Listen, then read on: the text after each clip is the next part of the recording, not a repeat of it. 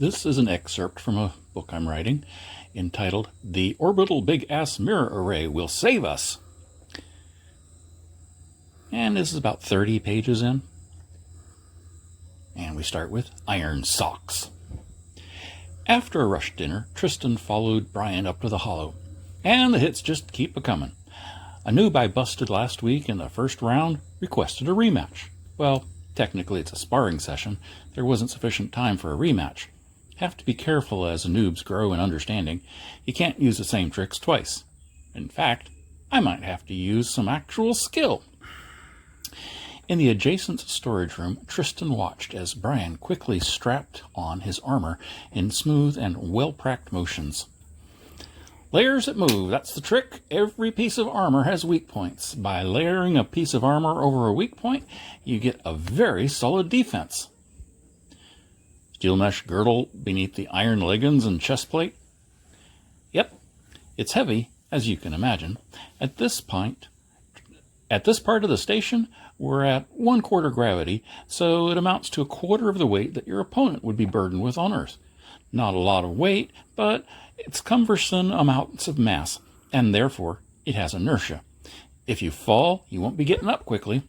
If your opponent falls, just tag him, but be careful of tricks. What, asked Tristan cautiously, could a guy on his back possibly do? Well, that's why it's called tricks, isn't it? Brian secured the helmet onto his head and verified the graphic screen in the visor. It showed Tristan looking back at him with a slightly puzzled look.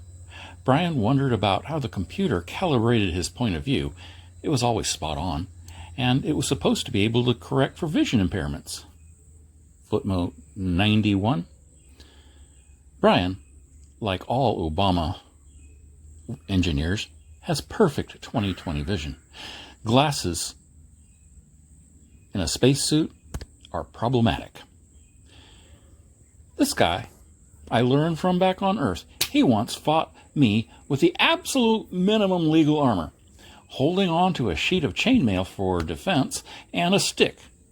Okay, the stick had a hilt as per regulations, but it was just a stick, all right? And he beat me. How? Asked Tristan, as Brian carefully strapped the shiny metal spats on over his iron shoes. This is not for high fashion. The metal spats protect the area between what the boot protects and what the metal pant leg protects. Still vulnerable to a knife being slid down the leg beneath the spat, but that means the opponent will be concentrating on a very careful shot, which means that you will have a chance to strike at a distracted opponent. Even if the opponent succeeds in stabbing a knife into that gap, he will find that the socks woven from steel are difficult to penetrate. Simple, said Brian. When I swung my sword, he danced lightly out of the way, and then he wrapped that silly sheet of chainmail around my sword and disarmed me. He then proceeded to work me over with that stupid stick as fast as he could, and it was like being inside a drum. Drum roll, game over. How did he learn that trick? He says he learned it from real life. According to him, he'd just gotten out of the shower and found himself face to face with a burglar. He had a towel and a toilet plunger. You work with what you've got. He said it was the sight of his naked manhood that defeated the crook. I think that someone fighting like a berserk maniac is enough to put even the most professional thief with a gun off his timing. Let me get this straight. Your friend was naked, armed only with a towel and a toilet plunger, and he fought a guy with a gun? Yepers. Like I said, you fight with what you have. And one of the main things you fight with is your wits. Being faced with an enraged berserker, the burglar apparently forgot he had a gun. By the time the burglar thought to use it, the gun had been batted away by the toilet plunger. Rule 1. Think. If you're thinking, watching, and noting your opponent's strong points and your weak points, you're ahead of the game. Brian adjusted the dual scabbards strapped across his back and carefully loaded the two vicious-looking swords into the sheath. They were blunt, as per regulation, but if they were sharpened, Tristan had no doubt that either one could eviscerate an ox. The handles of the swords extended above Brian's shoulders. Tristan was pretty sure that the weapons set that Brian was going into battle with was in part intimidation, and in part, part insane berserker. Who would go up against a fight with this maniac? Defeat one weapon, and the Hydra would grow 2 more. The first level is straight brute attack. It rarely works because real opponents are armored and practiced. The second level is to switch between attack and defense. This never works either because everyone knows the pattern. Swing the sword, back up, take the hit on the shield, repeat. So don't always hit the shield in the middle, scatter the hits, and watch the reactions. And sometimes hit softer because he will overcompensate, and sometimes with all your might because he'll be pushed back. And circle to the left for a while and then circle to the right. Remember how Zoolander could have been defeated because he couldn't turn left? Footnote, Zoolander, a movie you have to be drunk to watch. And how did they get a cameo from Donald Trump? Harsh, but how would you find such a flaw in an opponent if you didn't test? So, the third rule is to test your opponent's strengths and weaknesses. Brian carefully stood and rocked back and forth and then side to side to check his balance. He squatted and stood and stretched and bent his arms to check the flexing of the joints. Satisfied that his armor was strapped and wrapped and settled properly, he picked up his shield and his greatsword. Details. Always details. Before strapping on the armor, use the restroom. And when the armor is all on, make sure that the armor combinations don't bind with each other. It does you no good to have swords on your back if you can't reach your back to get those swords. Brian tapped his shield with the flat of his sword in the standard fight-ready cadence. Okay. Haiku. The armor feels right. Time to step into the light. And ready, set, fight. Carrying what on earth would have been more than 800 pounds of metal and equipment, 400 kilograms, he walked carefully into the holographic studio.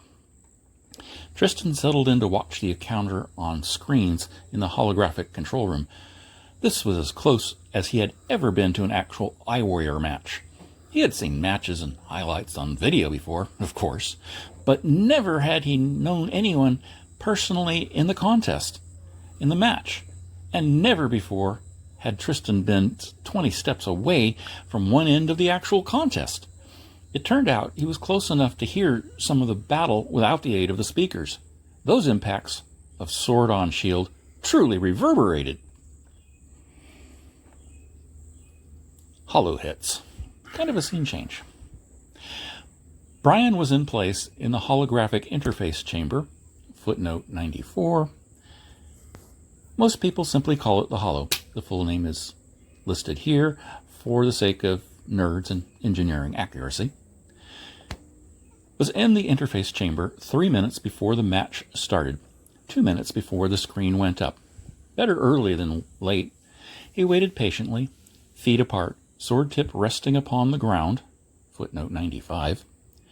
It looks and feels like packed dirt, and even if you concentrate, you can't see where the computer-generated pattern repeats. And his shield was resting on his belt hitch. Patience and deep breathing. Finally, as the pre-match clock reached 0, the forward wall shimmered and dissolved. The apparent size of the arena doubled. Brian's opponent stood ready. There was a standard 60-second pause as the connection was fully established. Footnote 96. The 1-minute connection time is a holdover from outdated technology. Connections are now established in microseconds, but the drama of waiting has become part of the game.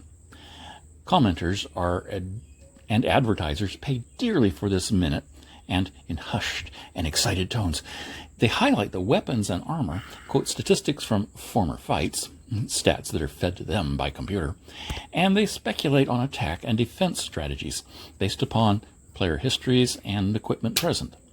Viewers are coached as to what they what snacks they would enjoy eating during the match, what they would enjoy drinking, and what they would enjoy wearing, and what cars they would enjoy driving. And viewers pretty much ignore them. Fully established, during which time each player reviews the list of his opponent's armaments, both defensive and offensive. Everything brought to the fight had to be listed. There was no surprise of equipment. If there were any surprises, it had to do with how a warrior applied his skill, not in the bringing out of an unexpected weapon. Brian's list included components of his armor, his shield, his great sword, and his knives, and the lesser sword strapped to crosswise along his back, and several items in his hip pocket that were only there to make for distracting reading, including a bolo, a sandwich, a Boy Scout magnet, a tic-tac, duct tape, and a protractor. Footnote 97. Item 82 on this list is barbed wire socks that my grandmother knit for me with crowbars. This refers to his stainless steel socks, which Brian wears under his shoes and spats. No one believes this, even if they read this far. They're lined with cotton, and they're actually quite comfortable. Many of these items make no sense whatsoever, but they lengthen the list that his opponent has to scan, and the opponent has only a minute. Confusion to the enemy. Footnote 98. How important is confusion in battle? It's called the fog of war, when everything happens at once.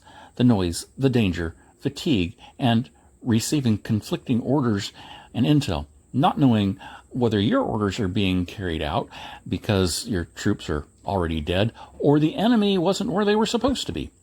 That's when an insightful commander in the field can cut through the nonsense and issue good orders, which may not be exactly what the general asked for, but are now exactly what he needs.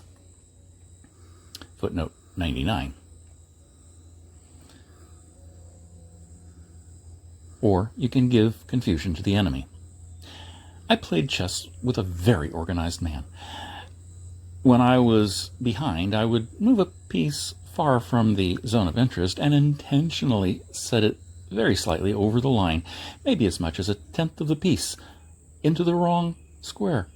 He would look at that piece, sometimes for several moves, wondering if he should call adjust.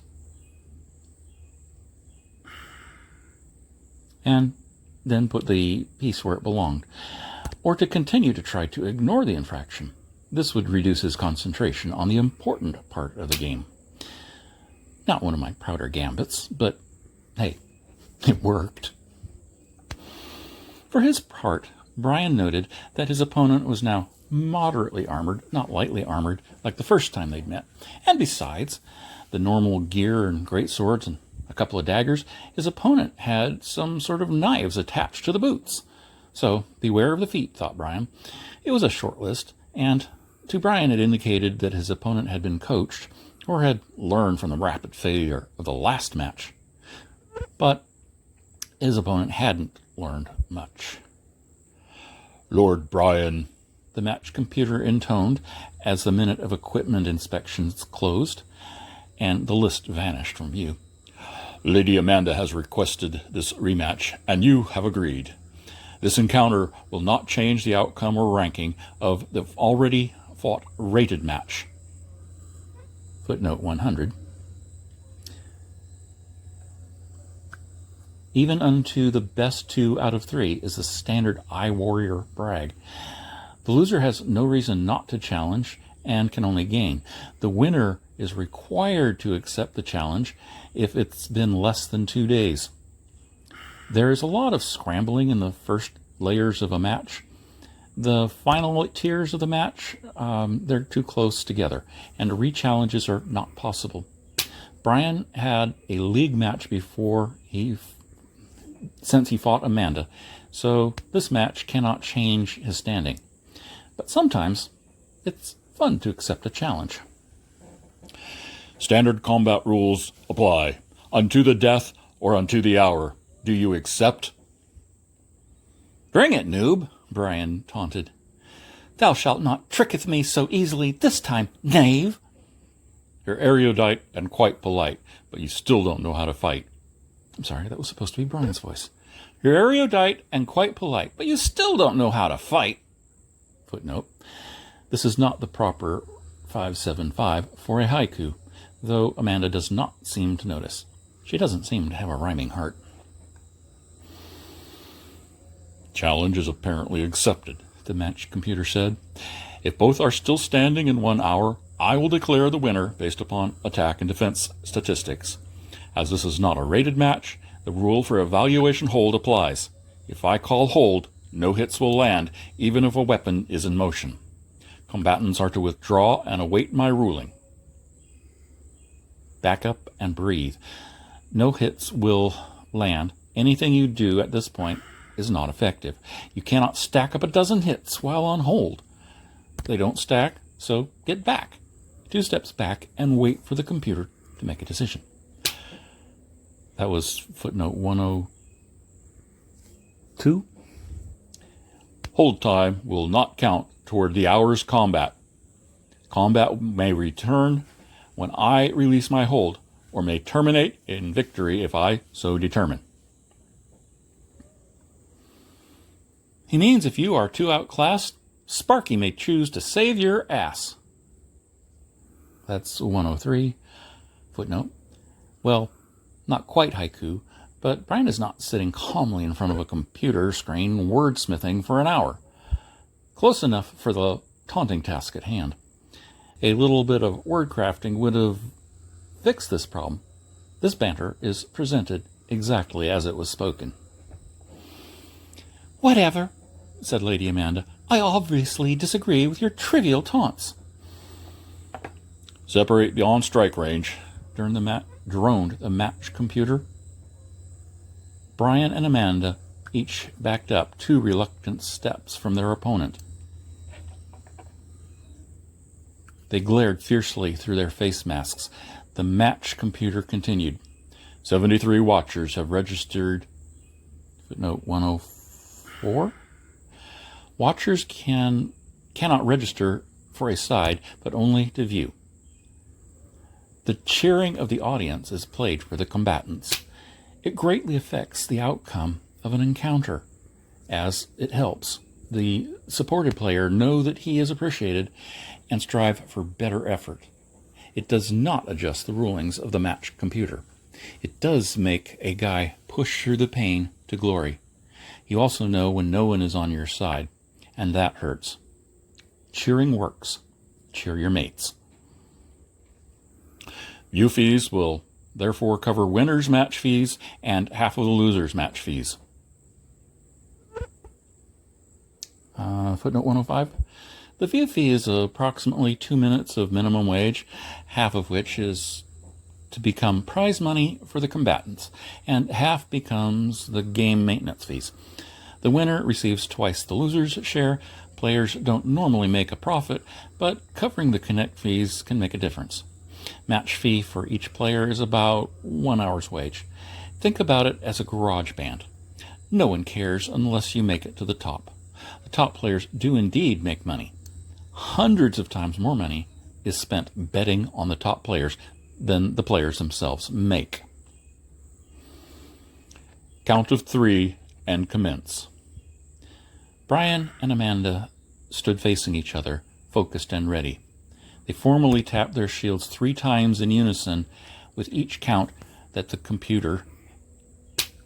1, 2, 3. An hour? Brian complained. Can we get this over with quickly? I've been having problems with diarrhea, and if I don't make it to the bathroom, I'll be cleaning out the lower half of my armor. My shoes will be squishy full. Ew, said Lady Amanda. Too much information and totally gross. While Amanda's nose was crinkled in disgust, footnote 106. Another haiku. Lady Amanda's face is fully covered by her metal helmet. Brian landed his first hit on her shoulder, and he backed up. Brian deflected her return hit with ease. Tepid, he said, and gave a glancing blow to Amanda's lower shield and circled half a step to the left. Lady Amanda tagged Brian's mid-shield with another soft stroke. "Come on, you need to do better than that," taunted Brian. "Seriously, this is like, what, your second fight?" "No," said Amanda, though Brian figured it was. Her battle profile had not bragged about anything.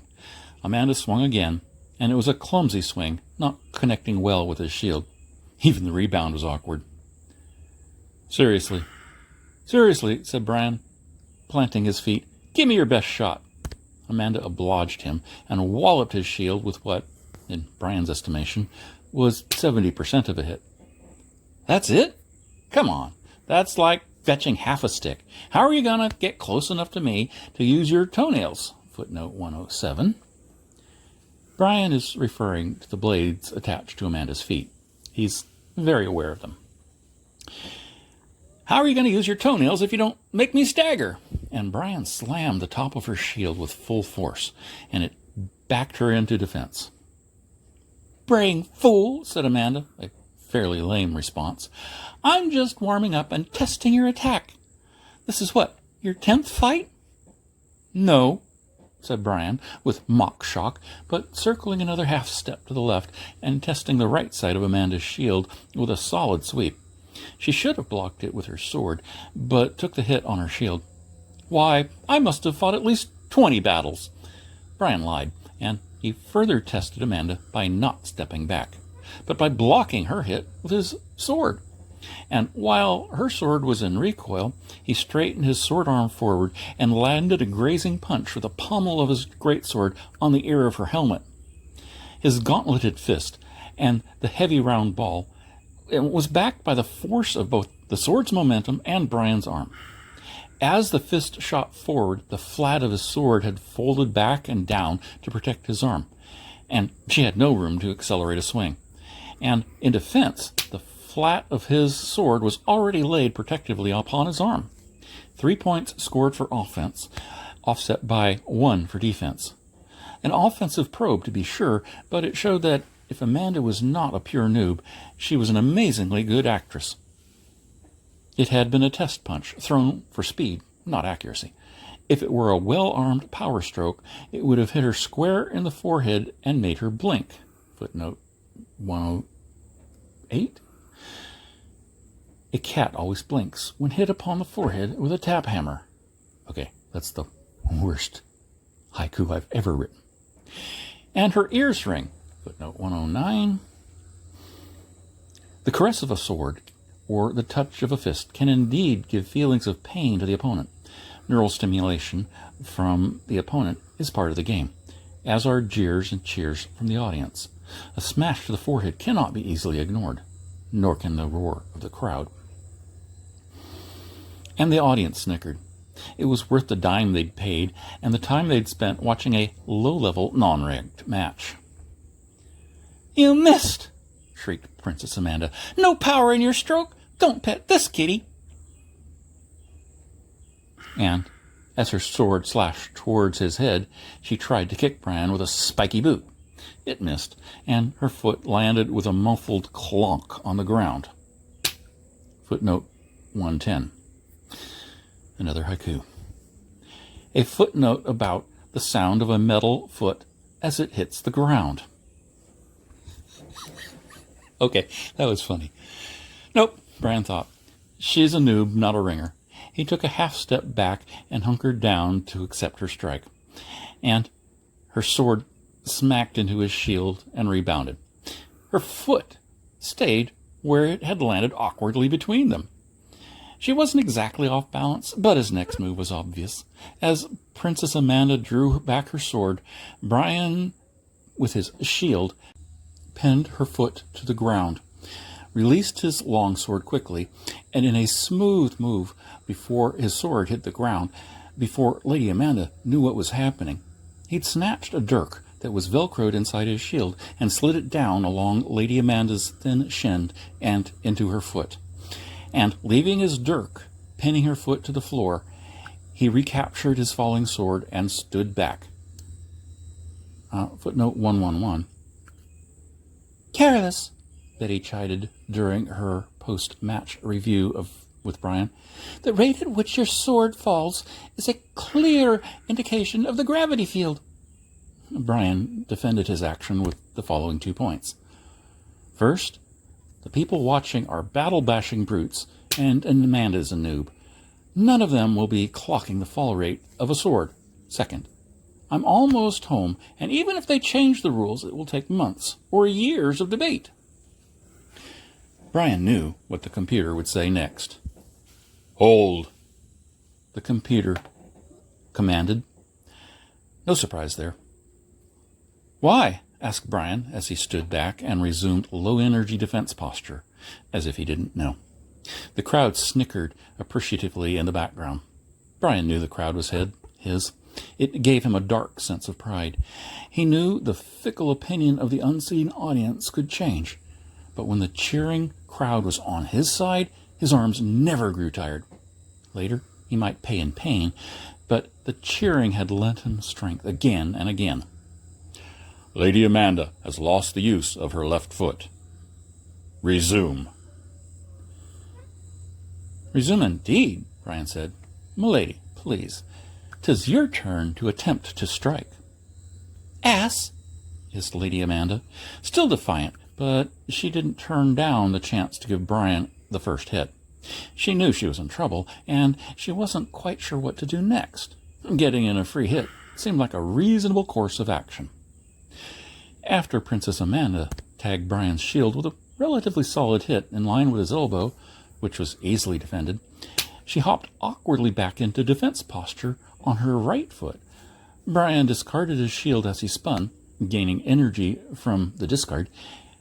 He spun all the way around, his sword sweeping up all the inertia he could feed it. He knew what he was doing, and it was a safe bet that Amanda wouldn't know the counter move. He hit her with not just his full force, but with nearly double his full force. Her shield, hit on the sword side, was batted out of position, and his sword, having been nearly stopped pointed at her midsection, lunged forward. With a slight course correction, it landed in the center of her metallic bodice. Clearly, Amanda had not practiced on one foot before. Also clearly, unless her armorer was given to an imaginative set of enhancements, she was very feminine indeed. "Hold," the match computer again intoned, even as Amanda fell backwards. She landed sitting down, not lying full back where she could have at least been able to roll away from a hit or two. Her hands were behind her to stop her fall, her weapon and shield released and tumbling away. Had this been a real fight, without the hold rule, Brian would have pressed his advantage and finished her on the spot. It didn't matter. "Match to Sir Brian," said the match computer. Muted clapping came from the crowd. Some of them were already switching to the next match on their list. "About time," said Brian. "I've got waves to catch. Surf's up, chicklet." "What?" complained Lady Amanda from the ground. "He had one real hit on me. There's no way I could have been beaten that fast." "2 hits, Amanda," said Brian. "You lost your foot because you overstepped, and you took a fatal full body hit because you didn't properly block a spin strike." "Phooey! I practiced that stupid kick lunge thing I watched you do the other day, and it didn't work." "Well, now you know the counter move." "And there's a counter move to that spin strike?" "There's always a counter move." "What is it?" "Do your own research," said Brian, taunting. "As I said, I'm going surfing, and surf, like time, waits for no man." Footnote 112. If your enemy thinks you're weak on your left flank, let him strike. He will strike on your left flank. If your right flank is weak, you do well to let him strike on your strong left flank. The first art of war is deception, from The Art of War. Surfing? Brian is 1,000 miles above the ocean and at least a month away, but he isn't about to let that be known. Footnote 113. Truth is the first casualty of war. General Patton. "Well, if you think you can't teach me, then you can't." Brian made a spur-of-the-moment decision. He liked the sound of her voice and wanted to hear a bit more of it. And since they were both suited up, There would be no prep time. Fine, if you want the lesson, I'll give it to you, he said, and then engineering cheapness kicked in, and a touch of shyness, both of which are common among engineers. You cover the connect fees, and no lookers on. Agreed, said Lady Amanda with more enthusiasm than Brian had expected. Post-match taunts are now ended, the match computer intoned. Game to Sir Brian. Lessons to follow are not public. There was a set of computer pings as indicating the severance of multiple connections. When the crescendo of pings ended, the computer said, any fees associated with said lessons will be covered by Lady Amanda. Both parties must agree verbally. Agreed, said Brian and Amanda in unison. What the hell was that? Amanda said, stammering. You had 100 things on your list. Even if I sped read, I could hardly know what you had. Oh, and that's not a trick? Like line item 25, a 3-ounce flask of grog. For 3 ounces, I made you read another stupid line. Here's an important tip, and worth more than an hour's connect fee. Use up the whole 100 items you're allotted on your list, and even if they're only half a gram each, and scatter your real armor and weapons through the pile. That way, your opponent doesn't know what to expect. Confusion to the enemy. Okay, got it. Next fight, I'll include the contents of my purse. And if I have to, I'll hit you with that, too. Good, but don't group them all under the heading of purse. Item 1 on the list should be a cherry-flavored lip gloss. Of the 60 seconds allowed to read that list, any guy would spend a few distracted seconds puzzling over that. About line 5, you list an extra-large condom with a full list of exaggerated specifications. Footnote 114. 32 inches long and 4 inches wide. Yowza! Even a lady horse would back away.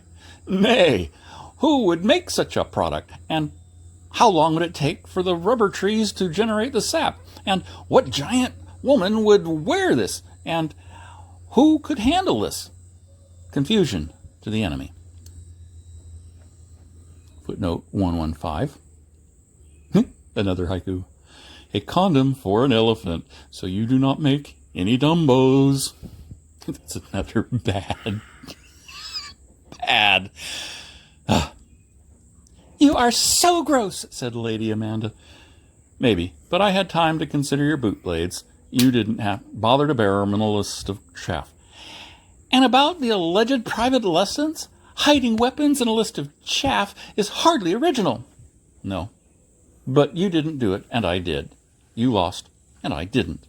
I have knife listed 5 times, and in a minute, who counts knives? And a collapsible Halley, which is as close to a ranged weapon as I could get away with. Your list? By the time I finished reading your short list, I knew I would be pinning your foot. I just didn't know it would be in the first 2 minutes. Fair enough, but let's cross swords while we chatter. Okay, but first I'm thirsty, so time out, Brian said as he undid the strap on his helmet and lifted it from off his head. This is an extreme breach of battle caution, but he wanted Amanda to do the same, and it was an even greater breach to ask her. Behold, item 25, grog, said Brian, pulling the plastic perfume bottle-sized flask from the compartment on his belt. Don't let it come into contact with metal. I'd share some with you, but, you know, holoco protocols and all. Brian, having popped the stopper dramatically, raised the flask and toast. Lady Amanda, my favorite opponent. May she ever lose. That's your idea of a toast? Asked Amanda. No wonder you're an eye-warrior savant. You've no life whatsoever. Look, said Brian, smacking his lips appreciatively. Footnote 116. 3 ounces of grog? Not a chance. If Amanda had tasted it, she would have known the contents were plain water. He replaced the stopper in the empty flask and replaced the empty flask in his utility belt, replaced the helmet onto his head, and carefully buckled the strap. Not an easy task for someone wearing metal gloves. People pay millions of dollars to have a prize-winning cat. Do you think you're going to win at a popular battle game if you don't focus insane amounts of effort on it? Use of unreasonable force is authorized. Footnote 117 from the movie The Blues Brothers. If you haven't seen it, it's a good one to put on your movie night list. It's a game, said Amanda. Maybe, said Brian, regaining battle rest position. But if you don't learn the easy tricks, you'll never get to the mid-ranks, let alone get to the top. So, tell me your goal, and I'll help you with that. Amanda paused before she answered. Clearly, this was not the ego-driven practice session she was expecting to get. Betti, Brian said softly, nearly subvocally. Vocal analysis of my opponent, please. Processing, Betti whispered back into his ear, so softly that no one, not even the match computer, would have heard it. I want better skills, said Amanda. I want to be able to match blades, to earn respect, to make it to the 15-minute mark in a match, and to win against the likes of you. What, not role domination?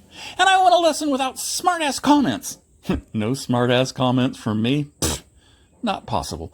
But what you will get from me is more useful information in an hour than you'd get from a professional instructor that wants you to come back every week for a year. To start with, you're shorter than me by 5 inches, and you're lighter by 25 kilos. In this game, the big guy has the advantage. Footnote 118. You are what you are, and you bring what you bring. And you fight with everything you've got. There's a midget league you could join. They tend to have smaller audiences. Sorry, but there it is. You do have the advantage of being a woman, and not some Amazon shaped like a tree stump. Use it. Use the honey in your voice to flatter. Learn to charm your opponent with your voice. Make him want to hit you, not as hard, so he can play cat and mouse with you a little longer. Let him show off, and when he's prancing along like a peacock in heat, lulled into not paying attention, then you sweep his legs with your sword and chop his head off. Simple as that. You're saying I should use tricks?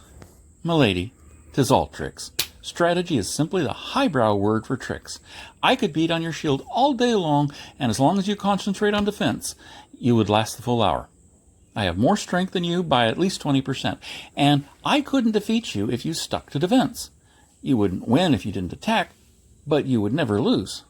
Footnote 119. Not precisely true. The match computer would decide based on statistics, and attack is granted more weight than defense. Think of it this way. If defense got more weight than attack, you would give your opponent 2 points every time you got one for hitting his shield. No one would bother to attack. It wouldn't be a very interesting match. Scoring attack more heavily than defense makes the attacking worthwhile.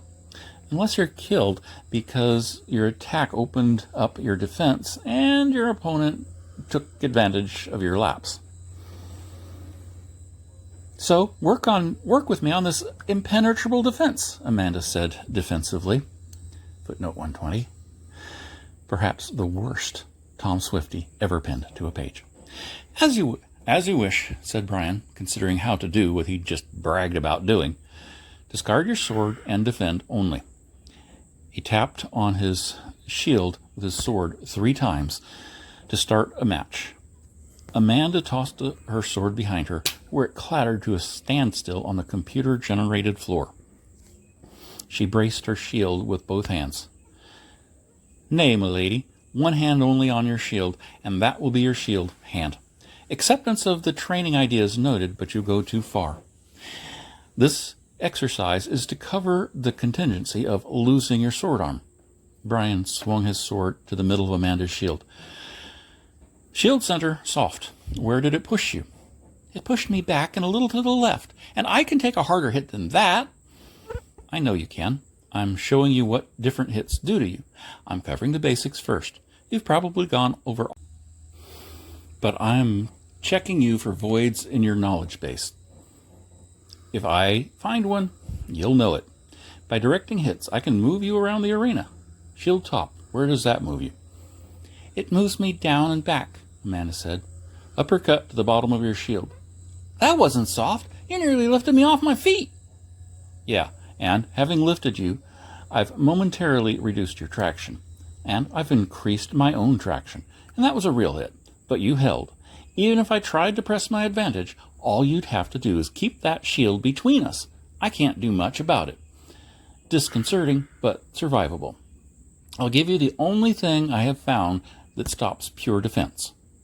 Ready? Ready, said Amanda, but not with any great assuredness. Brian tapped his shield 3 times to start the attack. It was mostly as a stall for Amanda to regain her composure and tighten her defense. He tagged her shield 12 times in rapid succession from different angles and on different quadrants. Then he gave her shield an uppercut. But instead of pulling back and hitting her on her shield, he lunged at her exposed forward leg, tagging it solidly. Ouch, she said. Ouch, indeed. About a 50% chance you'd lose a foot. A lunge that soon after a strike means I've no time to dampen the recoil, so it might miss, but it might hit. That's why pure defense doesn't always work. If you had a sword and you had an inkling of what I was coming to do, you'd have taken my arm off before my sword got to your foot. But for your real defense, if you had a sword, I wouldn't have been that I would have tried the move. And if you had a sword, I'd know that it wouldn't work. Even a short sword would backstop your defense. And now, take your sword and try to best my defense, Brian said, and lay his sword silently on the floor behind him as Amanda retrieved hers. I can't defeat you, but you want me to beat on you? Pretty much.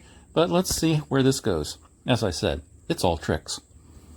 Amanda tapped her shield with her sword as if to start a match, and began chopping out Brian's shield. Mix it up, Brian said. High, low, left, right, sweep, jab. Brian said, not in that direct order. Amanda continued to pound upon his shield, but he deftly blocked aside every strike. Worse, instead of her sword bouncing off his shield, Brian dampened the blow by using his shield arm as a shock absorber, so that Amanda had to lift her sword back. As Brian had said, impenetrable defense. But to her credit, she kept up the assault. Amanda found that her arm was beginning to ache from the rigors of swinging a sword. And to make things worse, Brian pointed out that he knew this. Your arm grows tired, m'lady, said Brian. Your hits were nearly full force, and now as you fatigue, And now as fatigue sets in, your hits are softer. When I brace against your hits, my arm's muscles are a fair force meter. Amanda kept up the attack.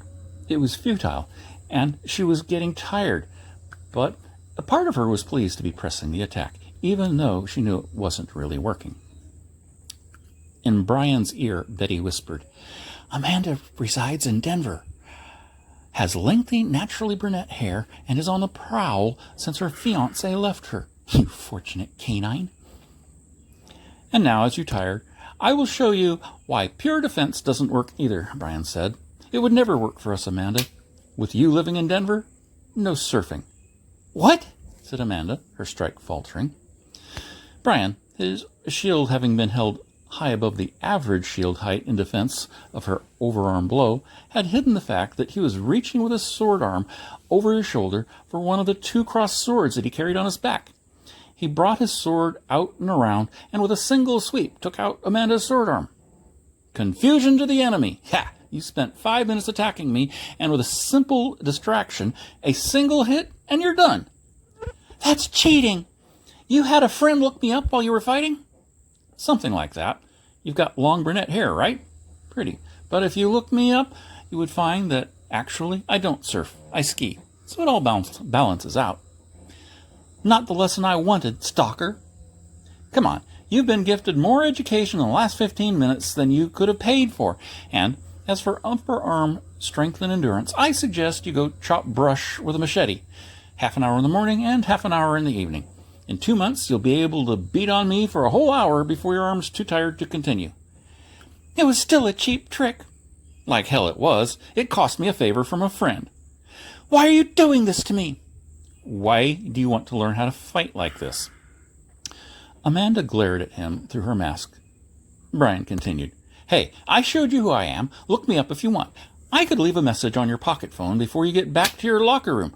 If you don't want me to, I won't. But more important is, why do you want to become an eye warrior? There's no glory in the gut ranks. And the hollow time and the equipment are expensive.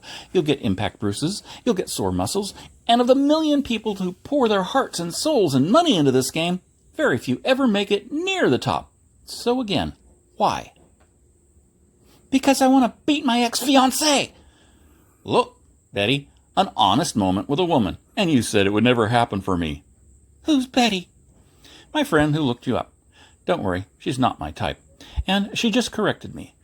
What she said was she would never witness me experiencing an honest moment with a woman. She was almost right. As I'm about to be transferred. Back to fighting, eye warrior savant. How do I beat my ex-fiancée? Issues? Not your concern. Just help me get up to speed. Do you want to hack him to pieces in game while his friends watch? Hell yeah! Good on you. Better than killing him in real life. That gets you nothing but problems like body disposal, alibis, fingerprints, bloodstains, and pesky detectives. If you beat him fair and square in this game, with holographic cameras running and his friends watching, he will suffer humiliations galore. Dreams of defeat by a dainty dame will daunt him the rest of his days. And he deserves it. You'll have it on video. In real life, you could only kill him once. This way, you'll play the video on anniversaries, on his birthday, Valentine's Day, Sweetheart's Day, Engagement Day, and your expected wedding day, Mother-in-law's Day, and Halloween.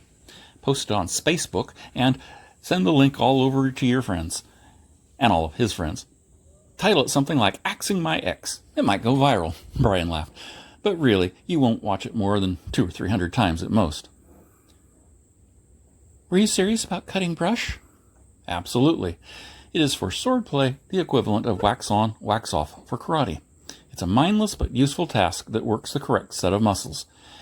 Okay, that's from Karate Kid, obviously. If you want, I've got brush that needs cutting. A stalker that has his victims come to him? Nice try. Not gonna happen. Suit yourself. I have a cabin about 30 miles west of Denver, and I've not been there, and the brush has grown unchecked for a couple of years. You'd be doing me a favor, but I'm sure you can find weeds that need trimming closer to your home. Let me know if you change your mind. Brian replaced his small secondary weapon in its scabbard on his back and picked up his big sword. Okay, let's both practice with only a sword. It's a different mode of fighting, but if you lose your shield, you better know what to do. Brian set the bottom point of his shield on the floor behind him and let it go. Amanda did the same. Hers fell faster, but she didn't notice. Okay, I'm going to stop there. This went on a little bit longer than I had expected. The battle's going to go on, and he's going to fall in love with Amanda. But that you already know.